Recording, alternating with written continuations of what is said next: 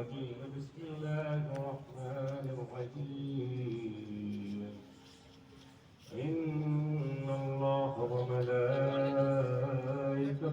يصلون على النبي يا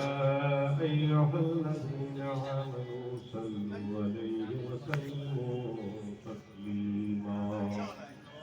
اللهم صل على سيدنا وشفيعنا ونبينا مولانا محمد وأصحابه وبارك وسلم صلاة وسلاما عليك يا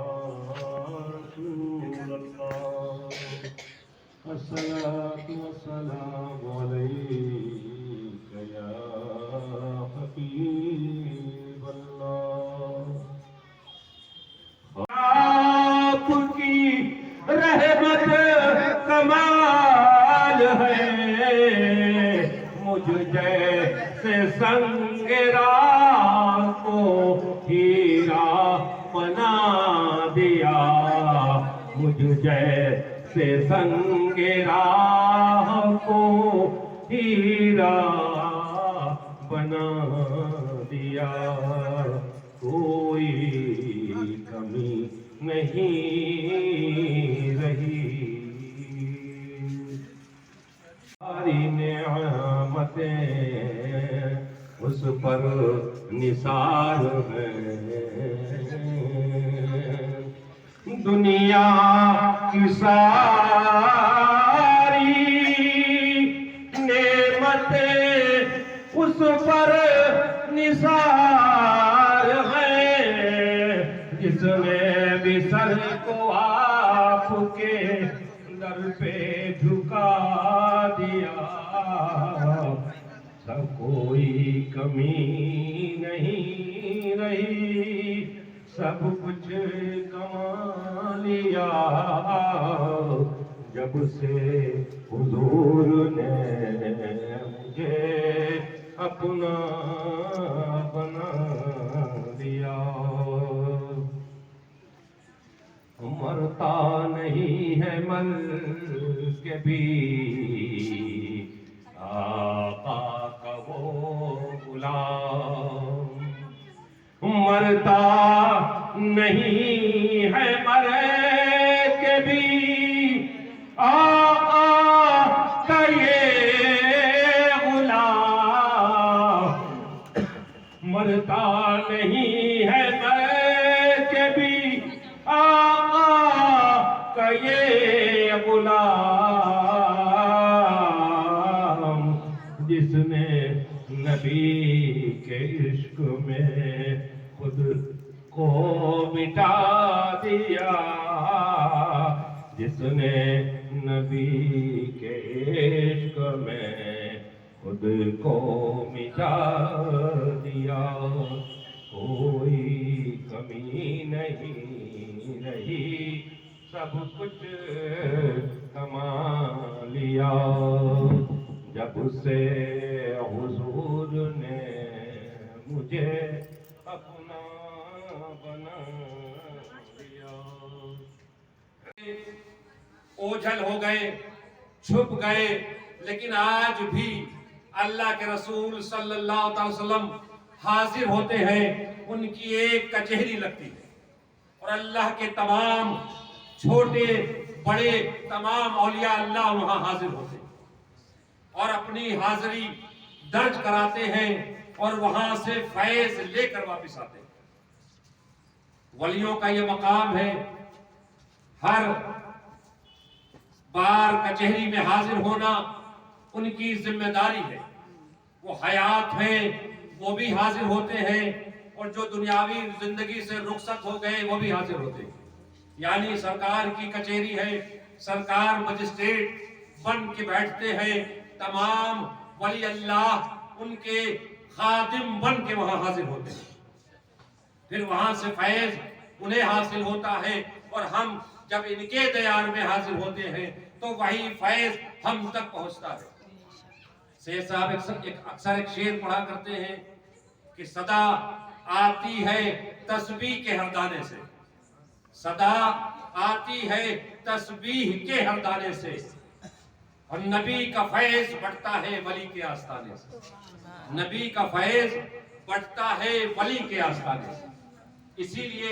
یہ شاعر نے شعر لکھا ہے کہ سرکار مدینہ کا جو بھی فیض ہے وہ ولی کے آستانے سے بڑھتا ہے۔ براہ راست ہم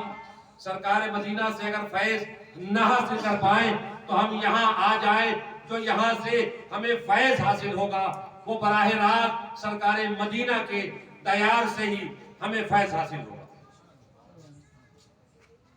لیکن ہمارا حال یہ ہے کہ ایک واقعہ، ایک کہانی یاد آتی ہے سے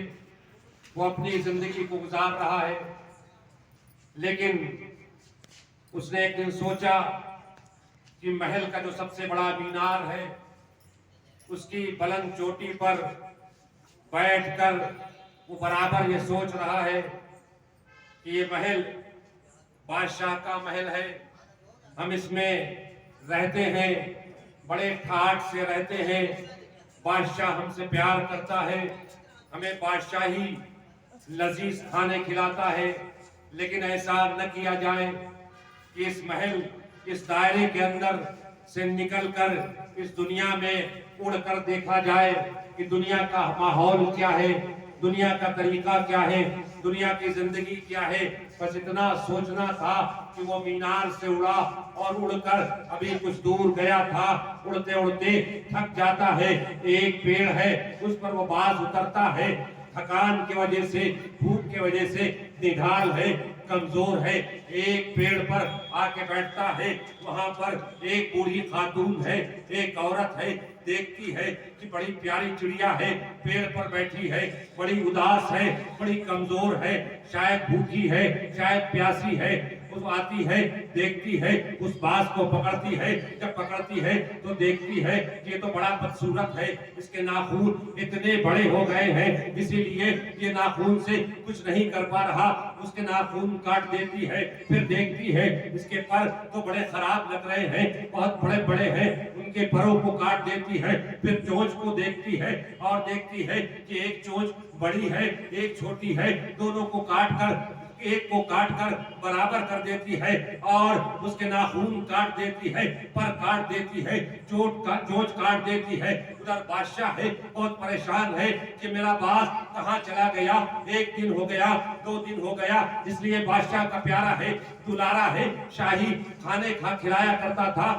کھانا کھایا کرتا تھا، بادشاہ اس سے بہت پیار کرتا تھا، بادشاہ تڑپ رہا ہے، پریشان ہے، اپنے سپاہیوں کے ساتھ وہ باز کی تلاش میں نکلتا ہے، کچھ دور پہنچتا ہے، دیکھتا کیا ہے کہ وہی باز جو محلوں میں رہا کرتا تھا، جو بڑی بلند اڑان کیا کرتا تھا، جو بلند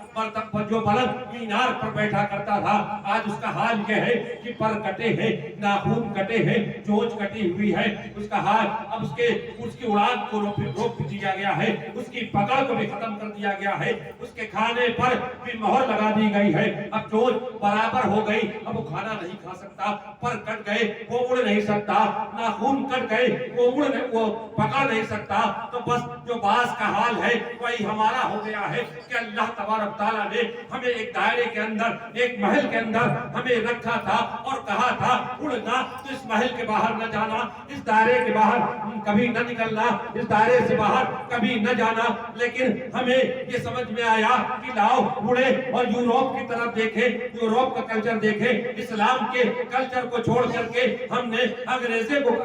کے کلچر کو دیکھنا چاہا، تو آج ہمارا حال یہ ہوا ہے کہ ہمارے پروں کو کاٹ دیا گیا ہے، ہمارے ناخونوں کو کاٹ دیا گیا ہے، ہماری چونچوں کو کاٹ دیا گیا ہے۔ کل وہی ہم تھے کہ جو 313 اور ہزاروں پر بھاری تھے، آج ہم لاکھوں کروڑوں ہیں، لیکن ہم پر دوسرے بھاری ہیں۔ بس ہمارا حال اسی باز والا ہے کہ وہی باز جو حال ہمارے ساتھ، جو باز کے ساتھ ہوا تھا وہی ہمارے ساتھ ہو گیا ہے۔ باز نے غلطی کی تھی، بادشاہ کے محل کو چھوڑا تھا، ہم نے غلطی کی ہے کہ اللہ نے جو دائرہ بنایا تھا، جو محل دیا تھا، اس محل سے ہم نے باہر نکل کر اڑنا چاہا ہے۔ اللہ سے دعا ہے ہمیں پلٹ کر اپنے اس دائرے میں آنے کی توفیق عطا فرمائے۔